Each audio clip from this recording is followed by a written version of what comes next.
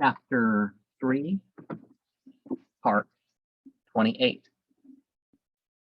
There was in Kanya a great physician of eminence and ability, who used occasionally to visit Jalal.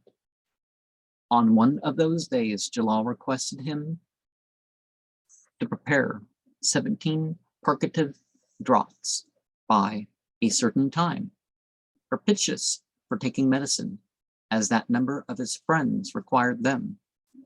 When the specified time came, Jalal went to the physician's house and received the 17 draughts. He immediately began, and in the physician's presence drank off the whole 17 in succession. Thence, returning home, the physician followed him there to render the assistance he felt sure would be wanted.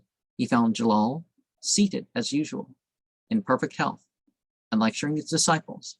On inquiring how he felt, Jalal answered, in the words so often repeated in Al-Quran, Surah 2, Ayat 23, and so on, beneath which rivers flow.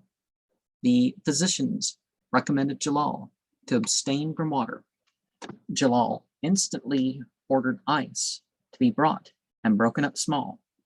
Of this, he swallowed an inordinate quantity, while the physician looked on.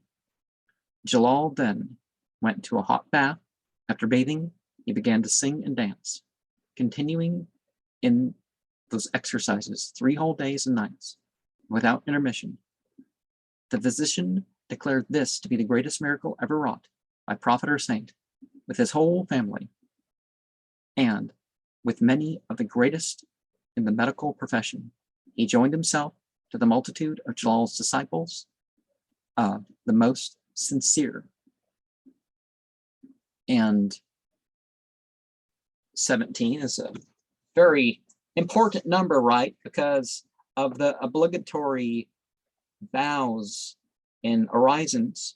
You have 3 in the evening, 4 at dusk, 2 at dawn, 4 in the early afternoon, 4 in the late afternoon. By afternoon, I mean, it's after the midpoint of the day. I don't mean this 12 o'clock thing.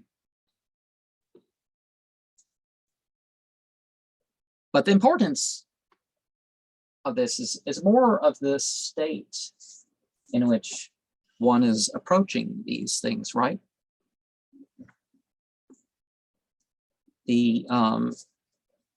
If you're steadfast, then you may not be overwhelmed in what may otherwise overwhelm you.